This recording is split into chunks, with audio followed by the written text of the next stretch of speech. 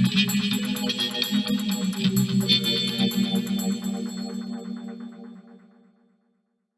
me begin by welcoming you and saying tonight we have a real pleasure of hearing about a remarkable and very disturbing new novel by a conversation between its acclaimed author, Sam Byers, and the filmmaker, journalist, and author, Juliet Jacques, who is also one of those rare journalists who's every bit as deliciously sharp in person as in print. Juliet is the host of the Resonance FM program, Suite 212, which comes warmly recommended. The book, of course, is Come Join Our Disease, published by Faber. It's Sam's third novel, following the very award-winning Idiopathy in 2013 and Perfidious Albion in 2018. Like its predecessors, it's got a corker of a title, and like its predecessors, Come Join Our Disease makes a strong case for there being life in the British satirical novel yet. It will also give you a few unquiet moments if you're at all squeamish about coprophilia. So it's the story of Maya, an activist turned rough sleeper, turned Instagram protagonist and protest leader. And as critic Sam Leith has pointed out, it's a book that asks whether Maya and her friends' behavior is radical anti-capitalist resistance, a deeper sort of existential heroism, or whether, as society, predictably enough, seems to think it's simply a manifestation of mental illness.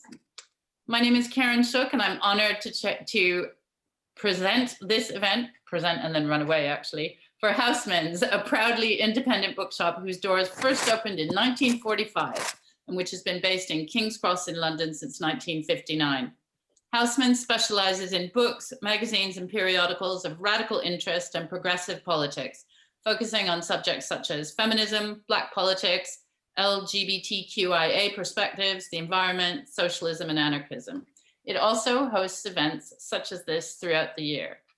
We've been closed to the public in recent months, but we've been continuing to sell books online to readers all over the world, and we will be doing so even after we open our doors again on April the 12th. We warmly invite you to order your copy of Come Join Our Disease at www.housmans.com. As I said, this evening is part of Housmans' ongoing program of events, and you can find out more at our website. And I strongly recommend the event taking place 1 week from tonight, 14th of April. That is the book launch of System Crash, an activist guide to making revolution with Neil Faulkner and Simon Hanna. As for tonight, our event will run until about 8:30 p.m. That's UK time for those who are joining us in the UK. Once I flit off, you will hear from Sam and Julia, and they'll get stuck into what promises to be a great conversation and then respond to audience questions. So on the subject of questions, please put your questions into the Q&A box at the bottom of your screen. Yes, the Q&A box, not the chat box. And Sam and Juliet will do their best to get as many as possible. Thank you very much for joining us virtually. Over to you, Juliet and Sam. Wonderful. Thanks, Karen. Really appreciate that introduction. Yes, so as Karen says, we'll be here for about an hour and a half. So there's going to be 60 minutes or so of Sam and I in conversation, followed by about half an hour of questions, although we can be a bit flexible on that. And we're going to start with a reading. So Sam, maybe you'd like to sort of tell us like where in the book you're reading from, and then yes, bring us into the action. Sure. So the book it follows a woman who decides to leave the kind of corporate program of employment and wellness that she has been almost kind of forced into. And she establishes a community of women who embrace a lifestyle of decay and disease and not working and generally kind of letting themselves go in a repurposed warehouse on an industrial estate, which gradually becomes kind of ever more messy and ever more chaotic, and begins to unravel. And so I'm just going to read a little description from a good way into the book when they've established their community in this warehouse, and they're beginning this process of kind of radical degeneration, and a heat wave has arrived, and that the processes of decay that they've initiated are starting to take hold. Vileness, like beauty, required maintenance. In the late afternoons and evenings, sloppy with what we'd consumed and contracted, we tended to each other's suppurations. Margot would bring her face close to mine, and I would squeeze her spots one by one, enjoying the sudden subcutaneous explosion, the froth of yellow-white pus over my fingernails.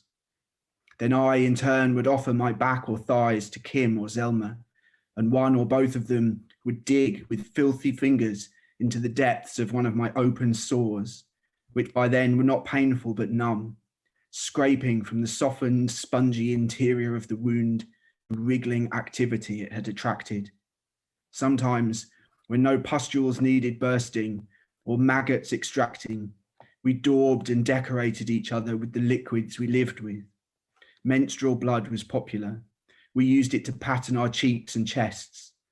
Other times, we simply made use of the gathering oil slick on the floor, finger painting battle marks onto our faces and arms, or decorating the walls with invented symbols and looping stylized renderings of our names. I was attentive to the things that fell away, the meanings and interpretations that fell away with them. First to go were our clothes. They stained and discolored, then weakened and tore. Finally, they began to rot, and we wore them not as coverings for any particular part of our bodies, but simply as adornments, relics of what we were leaving behind. As we shed our garments, we cast off the people who'd been clothed. Margot was no longer middle class. Kim was no longer a tatty anarchist. Any one of us could have been shockingly rich or painfully poor. There was no way to know because there was no longer any way to meaningfully tell us apart. I began to feel as if we were merging with one another. The process was more than simply emotional.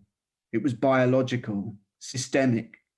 Each of our bodies was a biosphere, slick with bacterial and insect life.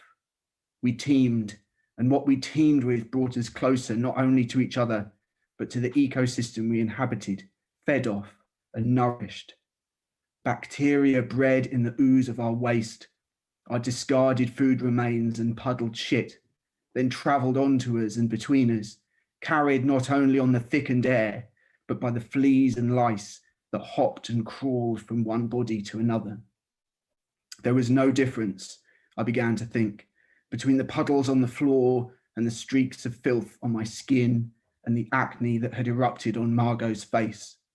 It was all just life, matter, the biome. We were leaking out into the world, and the pooled primordial essence of the world was soaking back into us in turn. I came to understand that this, truly, was what it meant to go back to nature, that this was nature in its truest form. No forests and campfires, no rolling hills and reassuring rambles, just rivers of shit and decay, a chamber in which we ate and shat and ate and shat and lived among the carcasses of all the things we didn't want and couldn't fully consume. The processes of the world were known to us. Nature, in all its foul and irresistible force, was not something to be sought and found. It was simply what thrived when you stilled yourself, when you abandoned the futile endeavor of holding it back. Thank you. Wonderful, thanks, Sam. So I'm going to start with quite a basic and boring question. Like, why did you choose that passage?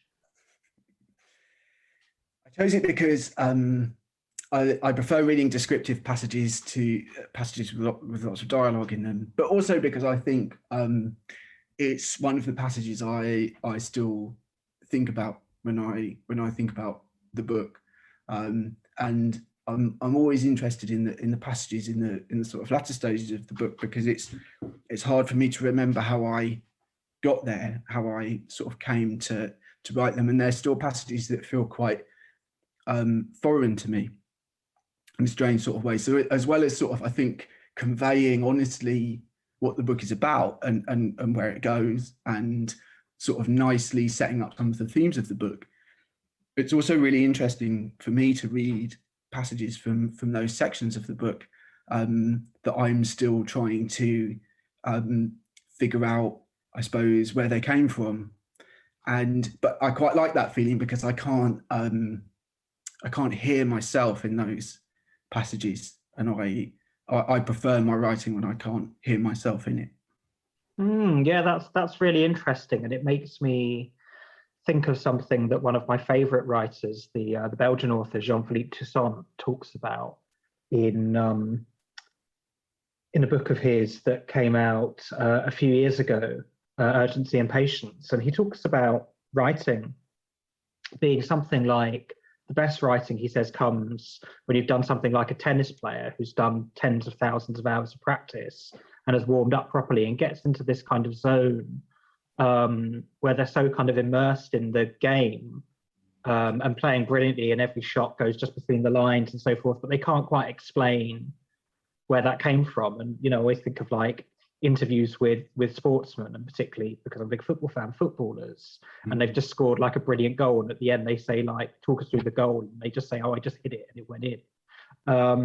And they're always kind of mocked for that. But as a writer, I feel maybe a lot of the best writing comes from a similar sort of liminal kind of space. And I think there's something quite interesting in this book about the space that Maya creates with Zelma and the 4 or 5 women who come to join them in this kind of squat or commune or alternative society. You sort of, you never quite give that a name, and you kind of let the reader decide what they think the society is, even.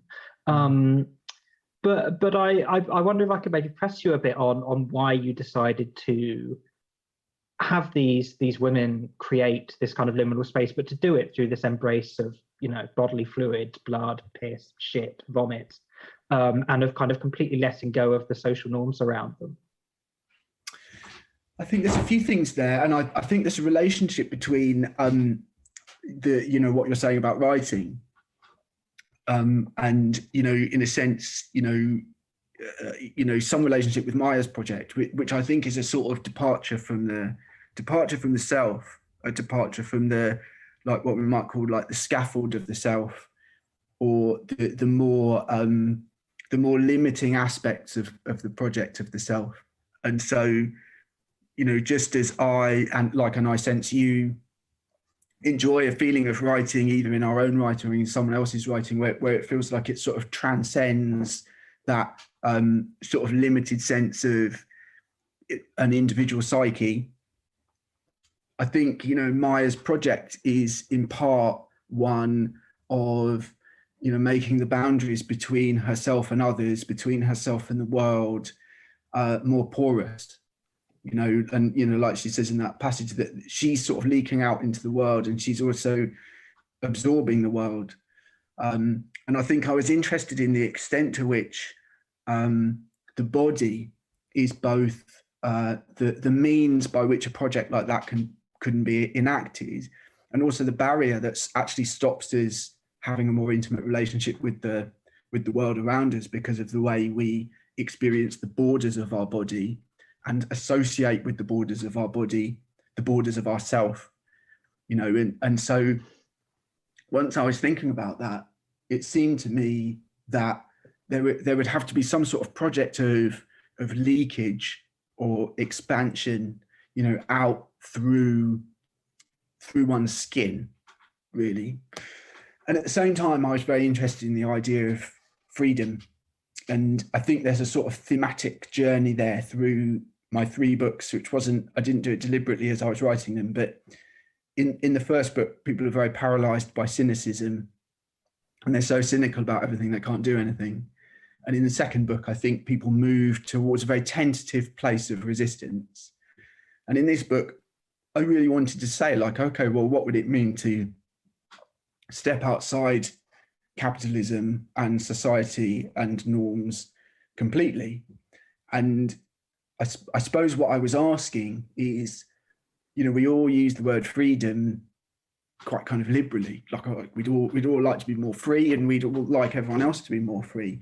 But, you know, what do we really mean by that? Do we really mean the total eradication of all sort of norms, values, taboos, etiquette, you know? And often I think that we I think that we don't mean that. Actually, we mean a kind of we mean a freedom that is really just like what we imagine as being a nice life, but expanded. And so I wanted to sort of challenge that a little bit. And it seemed to me that leaning into that space of taboo, particularly kind of physical taboo, was the way to do it. Yeah, and I'm really glad you chose the passage that you did, because it taps quite well into something I really liked about the book, which is the way the book kind of deals with love, which is not in the kind of conventional sense. Like there are no like major romantic relationships in this book apart from the one between Kim and Sadie in the kind of space that Maya and Zelma create. But Maya has to go to a hospital. She ends up meeting Zelma in a doctor's waiting room, and they start defacing adverts together, kind of subverting the kind of wellness industry and the kind of glamour industry and the sort of self-improvement industry, I'm proud to say. And a sort of love develops between the two of them. And the project is a sort of manifestation of their kind of love for each other. And of course, there's an incredible intimacy that comes with the 6 women in the space. Sharing all of their sort of bodily functions and fluids with each other, and sharing in this really quite extreme rejection of what most people consider like basic social norms. So I don't know if you're like happy to talk a bit about how this book sort of conceives freedom as it relates to love and self-expression. It's a really interesting question. I suppose the position is that I think too often narratively, and I don't know if this applies to sort of society as we live in it in the same way that it applies to narrative forms like fiction and film, we tend to lean on romantic love as a sort of convenient device for exploring intimacy and emotional closeness, and also I would say in a funny sort of way, solidarity. That we, in terms of telling a story, it's almost as if we feel that romantic love is the strongest bond. And so if we explore bonds through romantic love, then we're sort of strengthening, by definition, the bond that we're trying to explore. And I was really interested to try and explore whether, Maya and Zelma could, they're much more, I would say, like sort of people who recognize themselves in each other. And their political project is sort of born out of that extremely close friendship.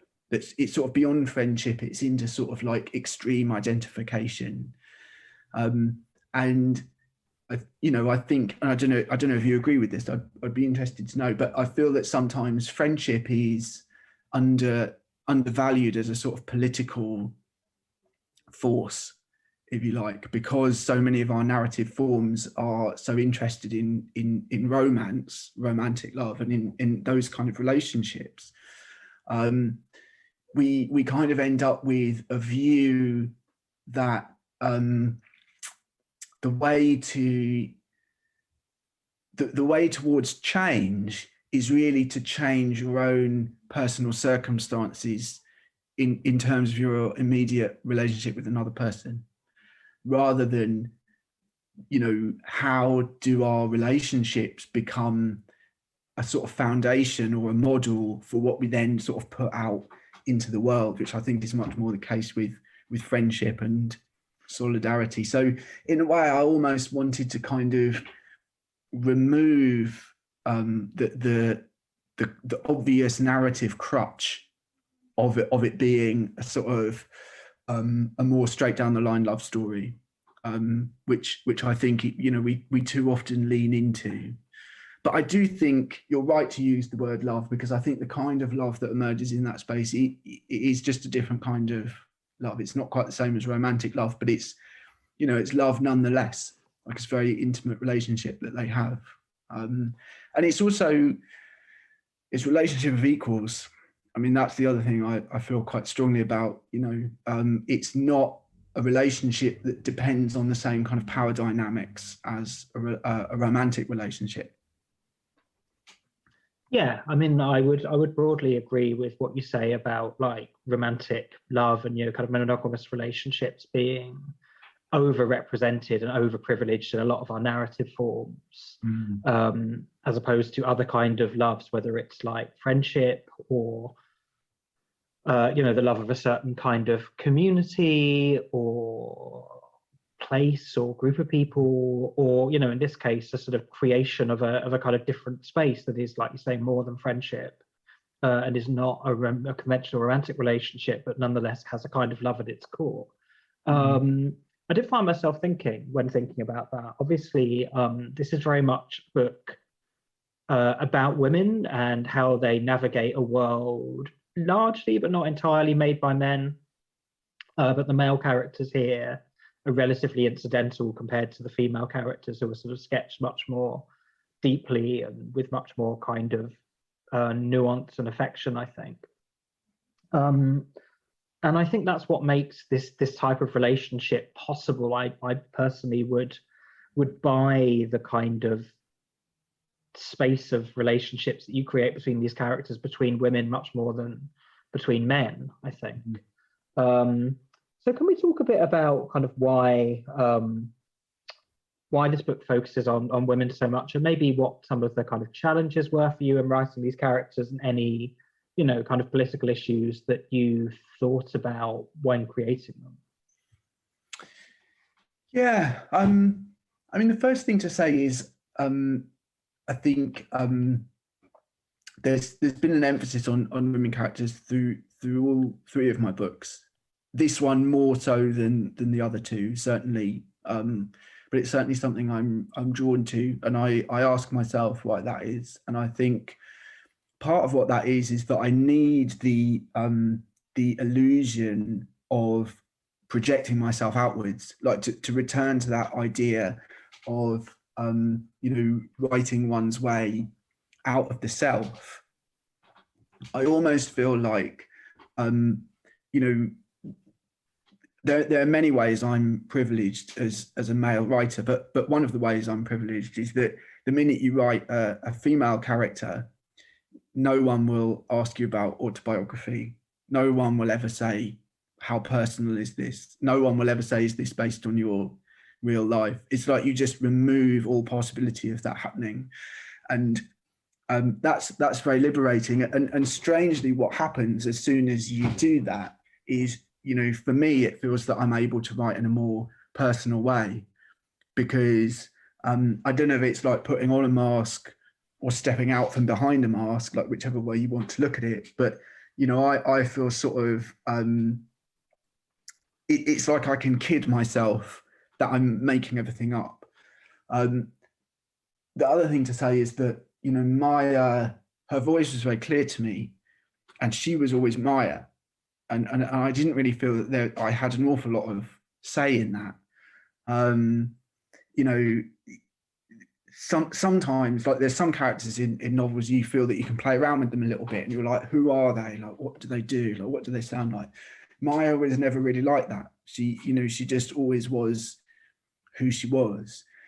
And I think once I was working in her voice, it was just obvious to me that a lot of the issues she was exploring are gendered.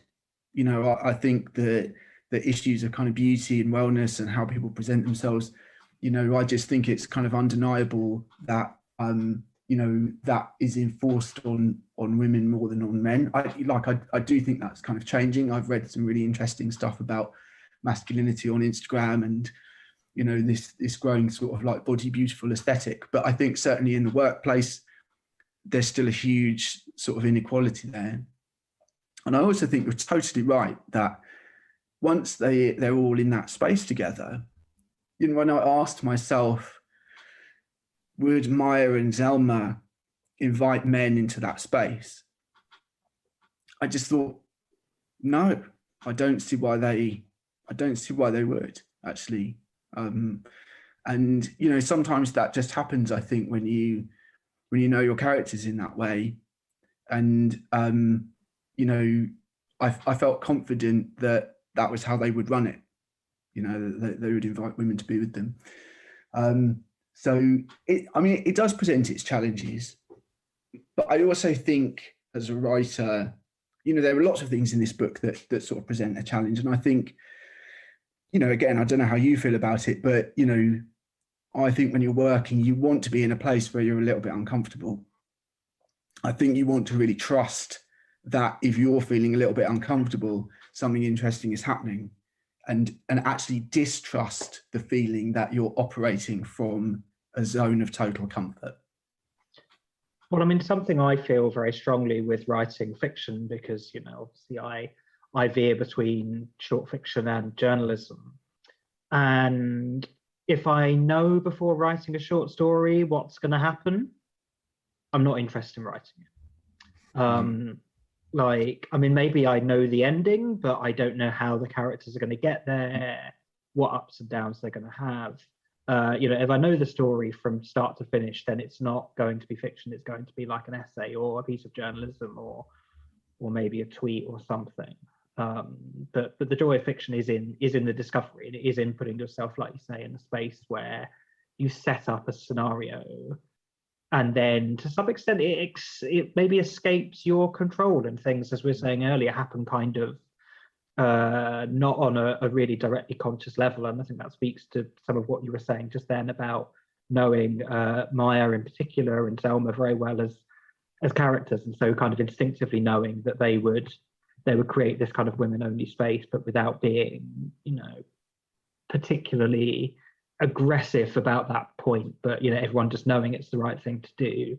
So I think that's really interesting. I mean, you know, this novel, as a lot of the reviewers have commented on, you know, does include extraordinary levels of kind of examination, detail, and celebration of you know, piss and shit and vomit and blood and, you know, maggots and rotting meat and everything. And, you know, it's obviously the contrast is very, very stark between Maya's job that she's given by Pict and the parent company Green, who you carry over from your last novel.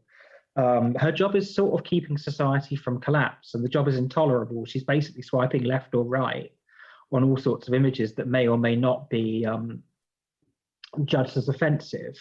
And she's not really made party to whose morality she's judging these by. She's just sort of told to use her own judgment. And of course, there are higher levels above her, so that at points when she rebels with this, there are people picking up that she's censoring images of like nice, happy heterosexual families and letting through ones of, you know, all sorts of horrible things. But, you know, how much would you say the sort of second part of the book is a sort of reaction against the first part? Because it seems to me that the thing that actually makes Maya snap is going on these like wellness retreats, and that the company have to send their workers on these wellness retreats because the job is so horrific. Yeah, I think that's very insightful. I think part of what I was interested in is, you know, we sort of, I think we sometimes, those of us who use the internet rather than make the internet, sometimes have a slightly distorted view of how the internet comes to be. And I think we just imagine that it just sort of emerges into being for our entertainment and information, as if there is not this huge amount of labor, often very traumatic labor, going on in the background in order to make the internet how we want it, whether it's like incredibly underpaid micro-tasking in order just to do all the sort of bare bones stuff of making the internet run, or whether it's, you know, the job Maya has is in content moderation, which is literally scrubbing traumatic imagery from the face of the internet. And like you say, there are real questions there about how that morality is decided and who gets to decide what is obscene, and et cetera, et cetera. But there are also, I think, very real questions about what it does to someone to spend 9 a.m. till 6 p.m. every day or longer, or through the night or whatever, looking at nothing but violent, degrading imagery. And I think there's something there about digestion. So, you know, she is digesting all of this stuff, and she's also really being asked to be a kind of digestive organ on behalf of the internet, on behalf of the content that we all consume. And, you know, as you say, the way that the company try and help her through that is to send her on these, you know, literal physical cleanses, where she like goes on a juice cleanse and does lots of yoga and et cetera, et cetera. And so, I do think there's a relationship there between, you know, the work that she has to do, the measures that are put in place supposedly to sort of help her do the work that she has to do, and how her eventual kind of, you know, break with that mentality manifests. But I also think there's something for all of us, you know, in a less extreme way, about how increasingly our work, as in the literal, like the work that we do when we're in the office, or, you know, at the moment sort of logged on from home, isn't the end of our work. We're all increasingly encouraged to do a lot of other work outside of work to make sure that we're in the perfect physical and mental state to do more work. And, you know, it's sort of reaching the point where even our sleep is pitched as something really good you can do so that you can do more work tomorrow, so you can get up earlier, be even more productive. And this sort of enforced cycle of continually maintaining ourselves so that we can maintain capitalism, or, you know, so that we can maintain the structures we live under, so that we can keep everything going, seems to me to be sort of increasingly, you know, wearing, like increasingly unsustainable. And it also seemed to me that there was a really strange relationship between all of this labor of maintenance, like we're all maintaining ourselves, we're all staying healthy so that we can maintain stuff outside of us, when the world we live in is literally eroding. We're literally sort of facing climate collapse. And, you know, I think there's a relationship between all of those things. I think there's something frantic about our maintenance, our sustaining of everything, our beautifying of everything. So it seemed to me that if Maya was going to embark on some sort of mission that was opposed to all of those things that are happening, it would have to be some sort of mission of anti-maintenance. It would have to be like a denial of all the jobs of maintenance that we're all asked to do. Yeah, I mean, that's really interesting, and you've touched on a lot of things that I really want to talk to you about, because the kind of cliched response to Maya's job, this horrible, horrible job that could only ever send anybody insane and quite quickly, the cliched response would be to go completely off grid. And obviously Maya doesn't do that. Instagram is a really, really crucial presence in this novel.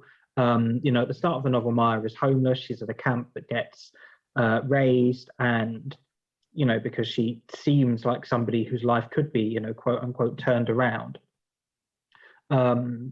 These two guys, Ryan and Seth, at this company, and a chap called Harrison, kind of take Maya under their wing and sort of more or less explicitly refer to her as a project. And they set her up with an Instagram account that they called Maya's Journey. And again, they sort of expect her to know instinctively what the boundaries are of, you know, being a person and a personality on Instagram, but not too much of a person or a personality. You know, don't do anything weird. And sure enough, quite soon she starts doing things that they think are weird and they don't know how to deal with. And Instagram is not just a presence there. I mean, you know, you would maybe, the narrative arc of this book, you would expect Maya's journey to go quite off-piste. But what I think was interesting, and what I maybe wasn't expecting so much, is the role that Instagram plays in the squat or the commune or the space that they set up. That, you know, they post on Instagram about the, you know, waste that they're living in. And there's a lot of interest and support and quite complex reactions. So could we talk about the role of Instagram in the novel? And then I've got a follow-up question about writing about the internet and the challenges of that. But maybe talk about Instagram first, and we'll come on to that. I think for me, it's about the idea of infecting all space. And I think in the world we live in now, we can't pretend to ourselves that like we can't really privilege one space over another. So if we do something that only has an impact in online space, I don't know if we can really kid ourselves always that is having an impact in the wider world beyond online space. And equally, I think if we were embarking on some sort of mission of resistance or Maya's sort of project of radical decay, I really wanted what she did to like flood out, just as her physical boundaries become more porous, that space between the analog and the digital becomes more porous as well. And what she does kind of floods out into her Instagram. But I guess it's also about it's about the use of someone else's platform. And so it's important, I think, that because the corporation give her this Instagram account in order to sort of do their work, do their PR for them, it's important she takes that back because they literally call it Maya's journey. And there's something about if she just left and abandoned the Instagram account, it's almost as if she would not be making the point that she's reclaiming her narrative, reclaiming the story that they've told about her, which I think she can only really do by using the medium that they've used to tell the world a story about her. But I think that also tips into wider questions about the relative sort of uses and dangers of social media as a political tool when it is by definition always someone else's platform. I think there's huge. I'm not a sort of social media skeptic entirely. I think there are issues. I think there are huge possibilities for it. I think it's a huge experiment in mass communication and it's exciting, but it's always owned by somebody. And so, Maya's Instagram account is literally owned by someone else. And that was just a way of me sort of exploring what that means to be handed the keys to a sort of platform of expression that isn't really yours. And I also, I'd become really interested in, it happens all the time, but if you're on Twitter or Instagram, every now and again, like a corporate account will go rogue because we forget again that it's people running the Tesco's Twitter or whatever. And occasionally you get these really wonderful moments that I really enjoy where, the facade just falls apart and someone's like, actually, it's my last day running this fucking Twitter account today. And I'm just going to go for it. I'm just going to speak my mind and I'm going to talk about what's going on in the office.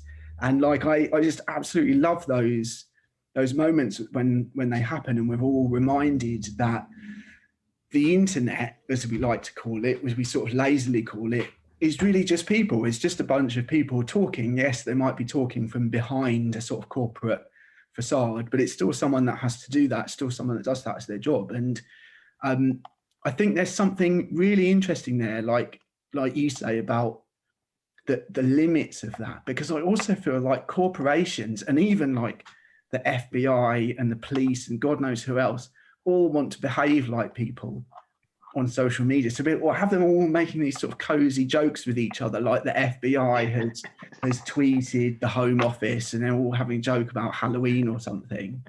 And it's like, that is completely bizarre because you are not people and stop behaving like people and stop trying to be nice. But should anyone running those accounts actually break free and really truly behave like a person, i.e. not like a corporation pretending to be a person, it's like all hell breaks loose and, they have to be controlled and they have to be fired. So there's something there, I think, and, I think it's going to be a real question for us all going forward about, how much humanity do we want? Do we want corporations to interact with us as if they're people? Do we want people to have to express themselves as if they're corporations? How messy and how blurry is that line going to get? And I think we have to really value the moments when that distinction falls apart, actually, or when people actually deliberately shatter it, and do that work of reminding us what's behind all of that stuff.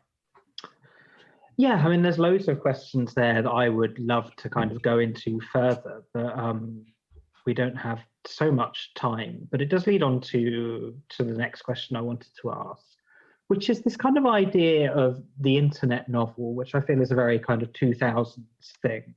I think we might be past the internet novel now. And I think that's probably a good thing. Like most of the internet novels I've read are quite kind of self-conscious in their attempts to kind of replicate the language of the internet. They never do it as convincingly as the real thing. They're a bit too tied up with the kind of novelty of the internet, and they think a bit too much of the internet as something separate from life. And I think what we're getting now, after a good sort of like 15 years or more of people being kind of online more or less all the time, is just the sort of novels that capture the way that the internet is just part of the texture of life, and it does change life, but it's not a separate thing. And I'm thinking of one novel I'm thinking of that I read recently was Boy Parts by Eliza Clark, which came out last summer on Influx, which is much like your novel, extraordinarily visceral and violent in a lot of places, but the sort of narrator is just kind of on and off the internet, and there's not a kind of thing of being on the internet. And there's not the kind of issue of the internet and the fact that people are always online kind of diminishing the drama. I think in your case it kind of heightens it. There's a tension that comes from the fact that the characters are kind of interacting with the outside world, and it does help people who know them to sort of trace them and or try and join them or interact with them. So maybe we could talk a little bit more about maybe across your three novels, because I know like Perfidious Albion used Twitter quite a lot. Talk a little bit about kind of why you bring social media in general into the writing so much, and how you avoid this being a bit kind of gimmicky or cliched or kind of naff. I think it's tricky, and I think one thing I would point to, like you mentioned Eliza Clark there, like I think there is just undeniably a generational difference. So I'm of a generation that like watched the arrival of the internet, so it has some sort of like novelty. It will probably always have some sort of novelty value because we remember a time before the internet, and I think that really affects novels that my generation and older write about the internet, because it's written about as this sort of phenomenon that has come into our lives that we don't really understand. Whereas I think novels being produced by people in their 20s now, it's much more, like you say, that the sort of various different platforms and tools of the internet are just really just kind of part of everyone's daily life. And I totally agree with you that we've moved on from thinking of these things as totally separate. And that's partly because, the people who design this technology want us to embed it ever more deeply and seamlessly into our lives. They want us to be like talking to our television and, asking it what the weather is and having it, tell us what we should have for dinner tonight and all of this stuff. But, I think when I was working on Perfidious Albion, particularly, like I was really interested in, it's Nathan Jurgensen, I think, who coined this digital dualism fallacy, the idea that you can hold the digital and the analog completely separate and just treat them like they're two distinct things. Whereas the day-to-day reality for all of us is that we're in the analog world doing digital things. We're like going for a walk and we're tweeting pictures of that walk, and then as we're tweeting pictures of it, people are responding to that, and we're looking at digital content. and we're even sort of overlaying reality with a sort of digital like facade, you know, like and in, you know, at times augmenting reality as well. So yeah, those things aren't sort of completely and neatly separate.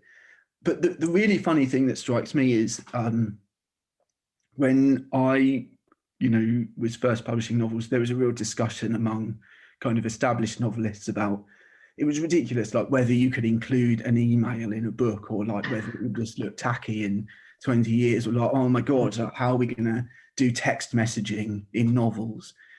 And, you know, the irony is that as a largely text-based form, the novel, as it turns out, is quite well positioned to absorb this predominantly text-based medium we now all use to communicate. And if anything, I think it's film and television that has had to jump through all sorts of more hoops to put text messages up on screen and show people, like, how many times can you show a phone screen? And actually, it's quite seamless in a novel. It doesn't have to be a really, really big deal. As long as you don't get too sort of bogged down in the technology itself, and you're dealing more with the experience, the novel is quite a flexible form in that sense, and, you know, and short stories and poetry. So, like, in a funny sort of way, I think fiction has found itself quite well placed. What I think hampers fiction in writing about the internet is it's the only medium where people seem fixated on this idea of how it's going to be received in 200 years' time. You know, simply because we have literature that goes back so far, we imagine that we must produce literature that will live on as long into the future. And so, you know, I've actually read book reviews that say things like, well, you know, but won't this look out of date in 100 years' time? It's like, who cares? I mean, we'll be dead. Yeah, that's their problem, not ours. Yeah. I mean, you know, and we don't read Jane Austen and go, oh, you know, it's just all the technology in it. It's a bit out of date now. It really sort of ruins the story, and people get into a buggy. Read Wind in the Willows and wonder why I haven't got a better car. Yeah. It's really strange. But this sort of obsession with legacy is a problem for the novel often. And I don't see the same sort of questions leveled at film and TV and music, where people are like, oh yeah, but, you know, what's that TV show going to look like in 50 years' time? Well, it'll look naff because the technology will have changed, but it won't really matter. And often that can be quite cool, quite fashionable. You know, a lot of people really like, I don't know. I mean, I've been listening lately to like the early Human League records, like the ones that are really quite, and they're really kind of kitsch. At the time, they thought they were being really incredibly futuristic. And of course, by thinking that, they ended up becoming quite kitsch quite quickly. And now there's a real kind of retro charm to them. You know, I don't see why that shouldn't be the case for literature. I mean, it's really interesting that you, I've got two questions that I can ask off the back of that, and they go in slightly different directions. So I'm going to come back to film in a minute. But just first, I want to ask you quickly about your use of Twitter and how much you consider that part of your kind of creative practice, and maybe how much influences it. You know, I really enjoy following you on Twitter. You're, you know, kind of continually very thought-provoking, quite willing to challenge sort of literary and political orthodoxies, and, you know, you do find a good way of like kind of exploring a line of thought in a way that often doesn't really work on Twitter. I find Twitter quite a difficult place to kind of put out half-formed ideas or kind of evolve an idea with an audience, because I think you often reach a certain number of followers on Twitter and it basically becomes like unusable unless you really just don't care how people react to things that you say. But I found the way you use Twitter really interesting, and, you know, I kind of bring this up partly because, you know, you use Twitter in your previous novels more than this one, but also because I think there's something interesting about kind of cyber time, and, you know, obviously Twitter, everything is about that present moment. You know, the tweets that bang tend to bang because they're timed incredibly well. Whereas obviously, you know, you've talked on something about literary writing and, you know, thinking in terms of kind of decades or centuries in terms of its kind of lasting impact. But either way, I think writing writing an effective novel and then publishing it is you know, a years long process. So is there any way in which you find using Twitter either, you know, kind of enhances or detracts from your kind of novel writing processes, and how do you sort of switch from one headspace to the other? It's really interesting. I think of it in terms of, you know, we're all actually experiencing different forms of time all the time. You know, we're all experiencing bodily time and capitalist time and minute by minute time and the time span of a lifespan. And we're moving through a world that is operating at the level of like geological time, which we cannot even, or cosmic time that we can't even begin to comprehend. So we are actually able, I think, to pass multiple layers of time. Like we're perfectly capable of doing that. I think for me, that what I enjoy about Twitter is I only really enjoy it if it's a bit sort of unformed and if it's a bit improvisatory. And, you know, I really like improvisatory music, for example. Like I listen to a lot of free jazz, and I feel as writers, we never really get to be improvisatory. You know, we don't get to perform live in that way. We, you know, if we do something live, in inverted commas, we read from our book that we spent 3 years honing until it's, you know, just how we want it to be, and we, you know, we read a passage that we're comfortable with, and etc., etc. And there's something about Twitter where it's like it's, you know, it's a bit like being on the tightrope, and you know, you have that feeling of liveness which we just don't get as writers. And you know, so for me, like I've never used the drafts function, I've never thought it through, I'm completely uninterested in. For me, the fun is like, can I start this idea and then finish it knowing that people are watching it and knowing that it could go wrong. And sometimes it does go wrong. Like you start a Twitter thread and you're like, I can't remember. I mean, you can end your career potentially. I mean, you know, like yeah, you know. And so I like that sort of frisson of, you know. But I think you're absolutely right in that. That what's difficult about writing a novel or writing any book, I'm sure nonfiction is the same, or a collection, is that what you really have to do is remove from yourself all addiction to reaction and affirmation, because no one's going to see it for years. And the danger with social media for writers, I think, is that you can come to regard that instant reaction, that like instant number of likes or, you know, retweets or whatever, that can really inform your working headspace. Yeah.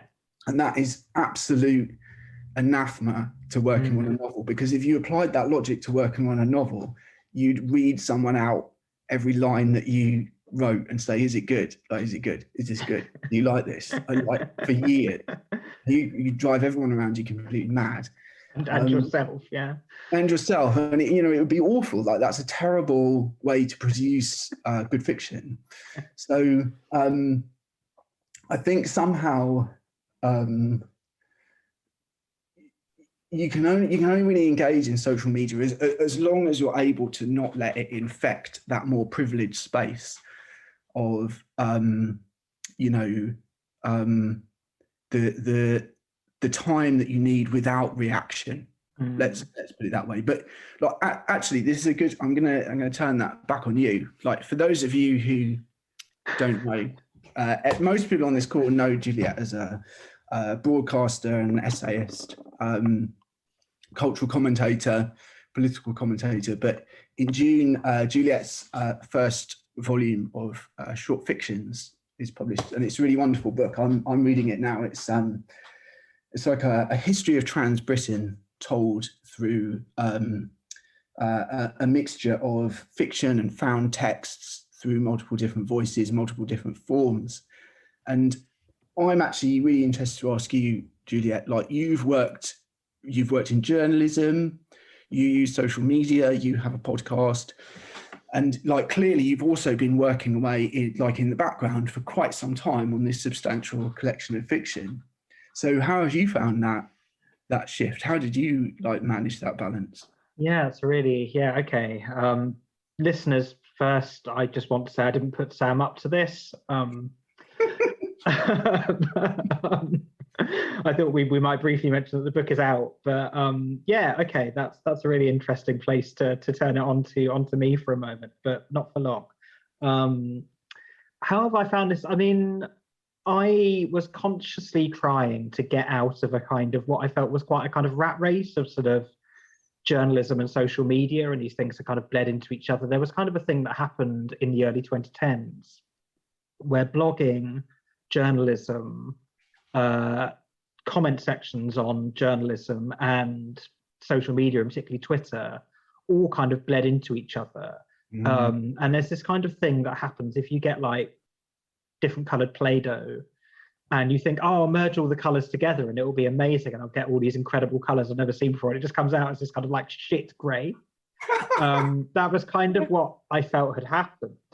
And, you know, something that happened in particular to me was that a lot of my project in journalism and in fiction, or in filmmaking or in podcasting, which activities I've taken up a bit more recently, is that I'm really interested in kind of shining a light on things that have been kind of forgotten or marginalized or excluded, and looking partly at the processes by which that happens. And when I started doing journalism in the sort of mid-2000s, I wrote a lot for an experimental film magazine called Film Waves, which is gone now. And I always kind of suspected that nobody was reading. You know, I got paid a kind of nominal amount of money, I got free DVDs, things like that, but, you know, it didn't pay very well, but I kind of enjoyed doing it. I suspected that no one was reading, but because I didn't know, I didn't really think about it too much.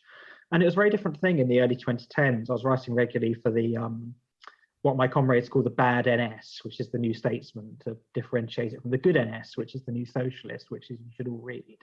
So I was writing for the bad NS, and I was doing a lot of kind of, you know, it just gave me quite a lot of freedom. So I'd write on, let's say, the Croatian artist Sanja Ivekovic. And it was one thing to write for such subjects for Film Waves and sort of suspect that no one was reading. It was another thing to put it on Twitter and see it get like no retweets and 2 likes. And then, you know, have that measured down to the last digit, not just your overall audience in terms of Twitter followers, but each individual piece. And this kind of came to a head when I had this comical interview. I got headhunted by BuzzFeed.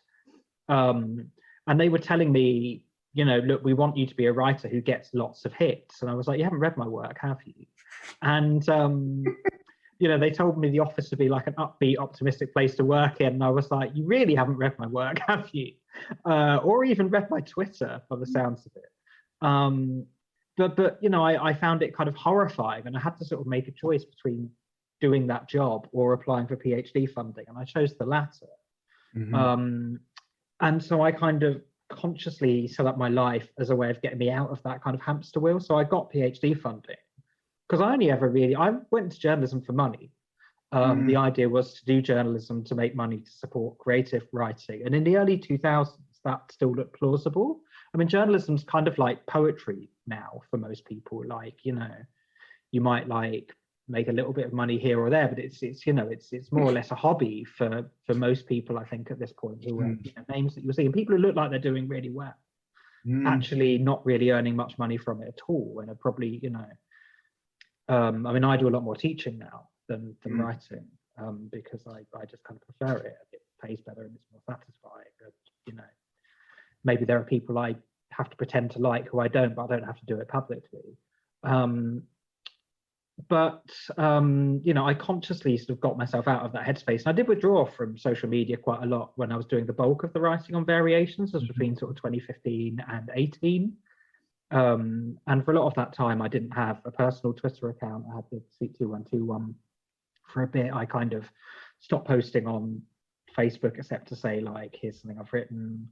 I mean, I do use Instagram actually, but I use it in this really sort of like comically kind of impersonal way. You know, it's just whenever I see something I think is interesting, I then post this sort of like almost kind of like Wikipedia style just brief explanation of, you know, a blue plaque that I found somewhere or something that I'm interested in. So I use it in this incredibly impersonal way. So yeah, there are ways of kind of using these things in a way that's quite distant. And, you know, I think both you and I have been quite good at avoiding this, but we could both name prominent writers who've, you know, had their brains like completely taken over by Twitter. I mean, I'm not going to name the person who did very well writing all these books about like wizard school children and has ended up doing like a 900-page rewrite of the Brian De Palma film Dressed to Kill because like someone on the internet called her out. You know, it'd be terrible to name like the Father Ted writer whose like life has completely fallen apart because he's just like turf-brained himself into a divorce. There's nothing funny about that. But yeah, you do have to be careful how much you immerse yourself in these platforms, right? I agree, and I also think what you're sort of saying with the Play-Doh metaphor is really interesting, because I feel the other danger, as well as this sort of like continual cycle of affirmation and cycle of also what you're describing like cycle of production, which I think is really antithetical to how we work on art over time. There's also something I think that can happen if you're not careful to your voice, like your written voice. And I think there was like, I'm going to sound like a really old man now, but like I remember a time in the sort of, you know, I guess in the sort of noughts or something, when everything you read on the internet felt distinct from each other, felt distinct from everything else, and also felt distinct from other forms of writing. And now I think there's a slight danger that everything is written in the same voice of the internet voice. And I think as writers, we have to be a bit cautious about that. So I think it's one thing to use that voice and deploy that voice strategically for fictional aims. But I think it's a bit different to just get drawn into expressing everything the same way. And one of the things that I think is different between social media and, you know, other forms of writing is that the goal on social media is almost to express yourself using other people's mode of expression. So what you want to like take something that has become a meme and just tweak one little thing in it in a creative way, you know, like that's what people are doing.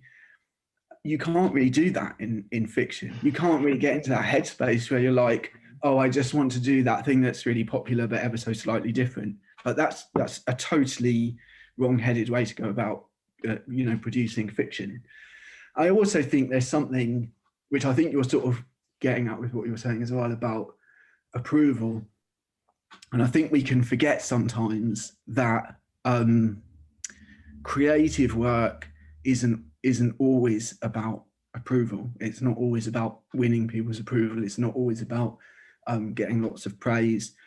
Some really great and important creative works were met with like total hostility at the time they came out. And I think we have to be a bit careful with social media in that we don't put ourselves in a position where we're so afraid of that, like afraid of hostility and afraid of what that feels like to manage that we no longer produce work that you know, like confronts the mores and tastes and attitudes of its day, because we've been conditioned to feel that it's the worst thing in the world if everyone says what you're doing is shit, you know. Yeah, absolutely. I mean, there are loads more questions I could ask, but I want to go over to audience questions in just a minute. We've only got one, I think, so far, so I'm going to ask one more question. And audience, please do put your questions for Sam and I. Or Sam. Comments. Feel free to express yourselves. Yeah, absolutely. But please do put anything you want us to expand upon anyway in the Q&A box. So I'm going to ask one more question, which I wanted to ask earlier. We went off on this this internet tangent, but like the question of a film. You know, I did find myself thinking, what would a film of Come Join Our Disease be like? I've kind of got an idea of what it would look like. It's actually because the writing is so kind of visceral and so evocative, and you spend so much time with the physical environment that the characters are in.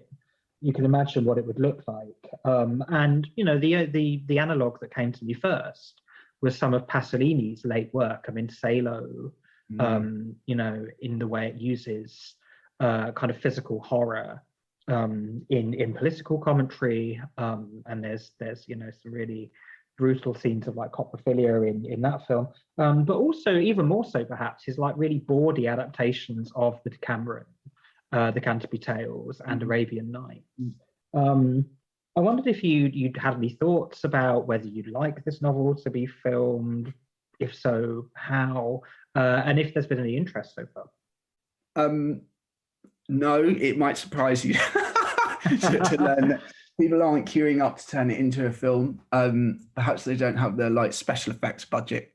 In a sense, I enjoyed the opposite of that, which is I almost feel because people have got so excited about television of late, and there was this period when everyone was talking about how television was the new novel, or like, you know, 13 episode TV drama. It was like, you know, that is the novel form for our times. Obviously that was very attractive to a lot of writers, and I almost think there's a bit of a danger as a novelist that you're drawn into this idea of writing a novel that you hope will be adapted. And that leads to novels that feel excessively like TV series and films. And I'm not averse to that. I'm not saying that's a bad thing. I'm just saying that I think that's not the only way the novel can express itself, is through the language of film or through the rhythms and formats of a 13 episode Netflix series. And so there's a part of me that quite enjoyed writing things where I was like, I don't think this is filmable. Like, I just don't think it would be doable. And I've enjoyed that in the past in my work, by just doing an awful lot of interiority. So like in my first novel, there's not really much plot. It's all, as one reviewer put it, it's just thoughts. Then I enjoyed, again, the same sense of like, I don't think it would be adaptable. And with this, I suppose that sense of unadaptability is more of a sort of like visceral, physical, you know, maybe even a technical issue. I do think it's interesting that we're very tolerant of a very high gore threshold as long as we're told that it's a horror film, and less so if we're not told it's a horror film. So you can make a sort of like slasher flick that is, you know, unbelievably gratuitously violent and bloody, but if you said that it was actually like just a mainstream film, not a horror film, people would be very upset by that, as if like the horror is escaping its confines. And so I think that like this book sort of plays with the idea of horror without ever becoming an actual body horror or becoming, you know, or like falling into the conventions of horror. My personal feeling is that I was saying to Juliet just before we came on air, like one of the last things I saw live before everything went into lockdown was an adaptation of Britten's Death in Venice. And I was sort of teaching myself about opera, and I think a bold opera writer and designer could turn this into like a really exciting stage production where like everyone was in a tank and splashing around in gross liquids, and sort of wailing at each other in a sort of dramatic and emotive way. So if someone's going to adapt it, I'd probably rather they did that. Cool. Let's go to questions. We've got about 20 minutes left. So I'm going to ask the second one I've got first, which says, first it says, thanks, Sam, great book. But then it says, Byers' project of radical decay is a very extreme rejection of self-presentation and the aesthetics of capitalism. Is there a less radical, i.e. you can use a toilet and wash every now and again, and politically viable, progressive, alternative aesthetic? And if so, where is it? Yeah, of course. Like, you know, it's a deliberate extreme. And I think it's by exploring the possibility of extremes that we're able actually to reach, you know, a more practical vision of, you know, what we might genuinely actually be able to do. And I would make a case for art, for literature and film, as being a space that we can safely explore the extremes without the sort of ramifications and consequences and potential harms of exploring those extremes in, you know, what we might call real life. For me, I almost feel like actually in the past year, we have seen the beginnings of a conversation about how we live our lives under capitalist time that has been forced upon us by COVID. And, you know, I think actually last year, there were conversations happening about the amount of time we spend at work, the amount of time we spend commuting to work, how we dress for work, how we look for work, how we behave at work, what we buy on our way to work, what we have for lunch in the middle of work, all being like a great big con, like people feeling like it was a great big swindle, actually, that we only have to go into town to go to our job so that we can buy some shit on like the way to doing our job. And people saying like, you know, I'm really enjoying being in my tracksuit bottoms, you know, being in my leisure wear, being in my pajamas, and doing a perfectly good job, you know. And so actually, in a funny sort of way, I think those conversations suddenly and very unexpectedly, like I couldn't have predicted this, did leap out of the extremes and out of sort of utopian thinking into very day-to-day practical reality. Now, I do think we've sort of rolled back on that slightly this year, like some of that energy has been lost because we're like very excited about the idea of getting back to normal. But one thing I do think that is a permanent change is a change to the way that we work. And with that comes very real changes to how we dress, the things we buy, how we look, how we sort of get ourselves together in the morning, how we present ourselves. And I think that's going to be really interesting. And I hope actually that it's not a new sense of constrainment for people, that it is actually a sort of easing. And who knows what will come from the realization that so many people strongly dislike going to their job. Yeah, I think, you know, we've tried lots of other ways to change society, and, you know, they've been crushed.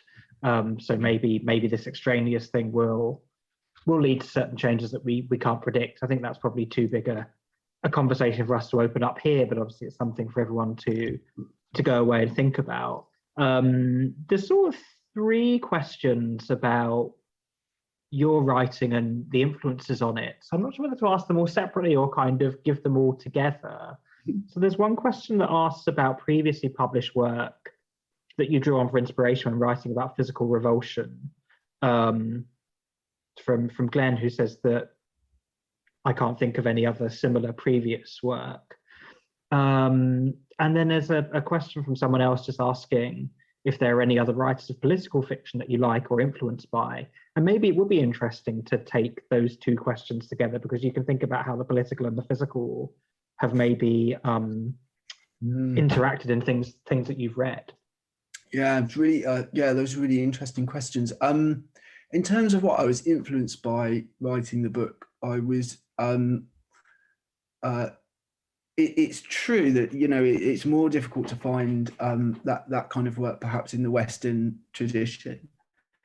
If you look back to like the Indian and Tibetan tantric tradition and sort of Hinduism and early Buddhism, there is a rich tradition of embracing death and illness and decay. So the Agori, for example, are often wrongly described as cannibals, but they, you know, they're sort of Shiva worshipping sect who live in graveyards and smear themselves with ash. And if you look at the imagery of particularly female deities in Hinduism and Buddhism, there's all sorts of imagery of people being smeared with excrement and ash, people wearing necklaces of skulls, and this really radical embracing of transgression and ugliness, and this really interesting subversion of ideas of femininity and ideas of power, like the idea that creation and destruction are sort of intimately linked. And that tradition to me is really rich. I found a huge amount of inspiration in it, and I still do, actually. I still look to that imagery for inspiration. I find it really powerful, and I find it I find there's a sense of sort of personal empowerment in that imagery. Like if we think of the imagery of you know, a deity, you know, wearing skulls and standing amidst a field of corpses, these are beings that are supposed to have transcended the ego, transcended attachment, transcended the bounds, the sort of bounds of you know, rational society, in order to reach a higher state of consciousness and sort of liberated state. And I think that those images and those ideas are still really radical and like actually at root profoundly kind of anti-capitalist as well, and they're a really interesting antidote to so much of the rhetoric that we absorb in our day-to-day lives now. I think that tradition still has a lot of power. So that was a huge influence on the book.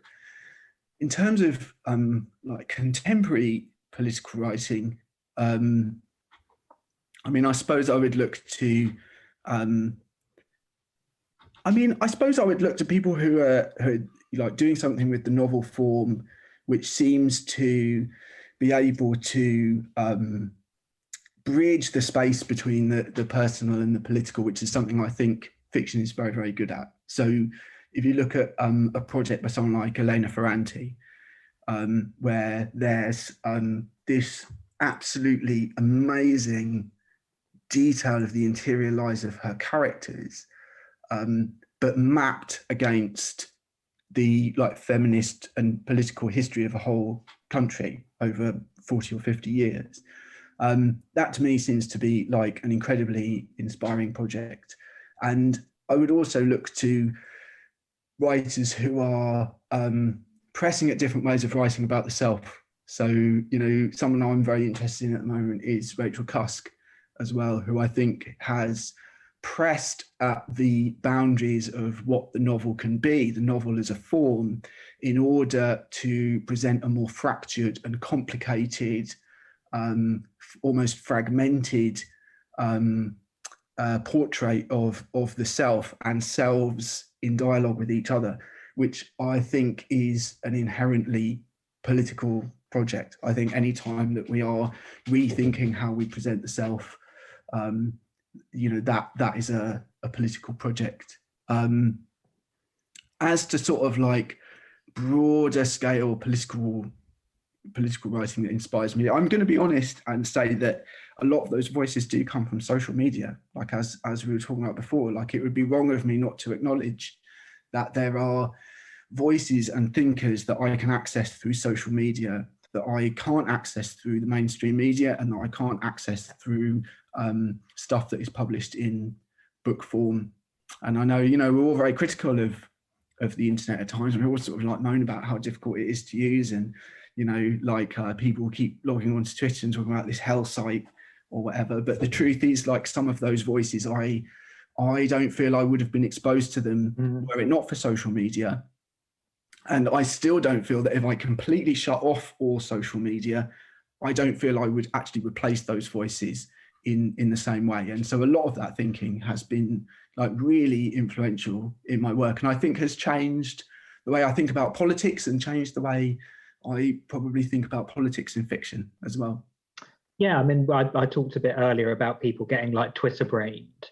But, you know, I know a lot of people who are kind of aggressively hostile to social media.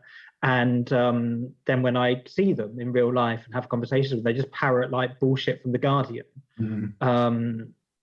about, you know, electability or what have you. So, yeah, And that I can be know just as well, infuriating. I would add that the people who are often really aggressively hostile about social media are often people who themselves have massive platforms elsewhere.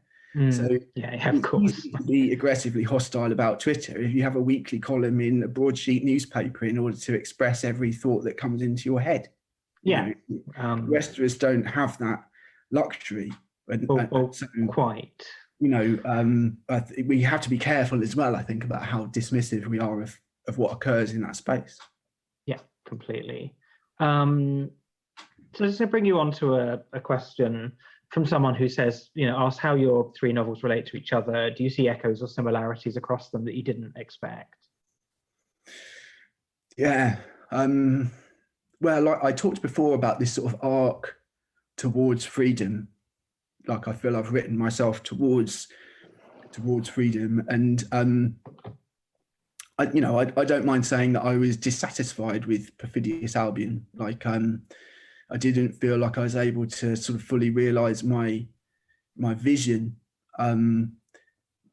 because I don't think I was quite there technically. I don't think I was quite, I quite had the I'd quite figured out how to do what I want to do, and also because I think I was quite constrained by what I felt people expected of me based on my previous novel, which is a certain kind of like satirical approach. And I think you can feel in this novel, I think it starts quite tonally similar to my previous work, and then slowly pushes into another kind of tonal and emotional space, which to me is a more sincere space.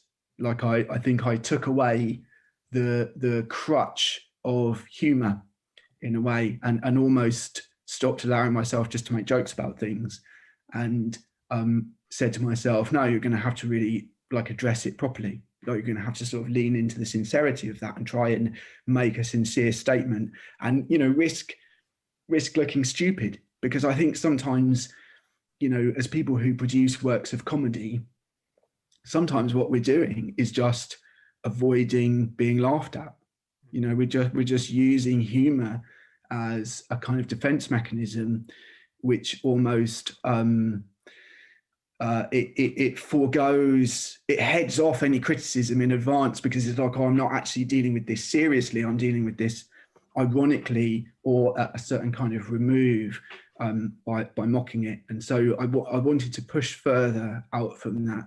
I think the question for me now is about my relationship to the present, and really all of the past three novels have all been, I think, very rooted in a sort of slightly distorted, slightly augmented present or near future.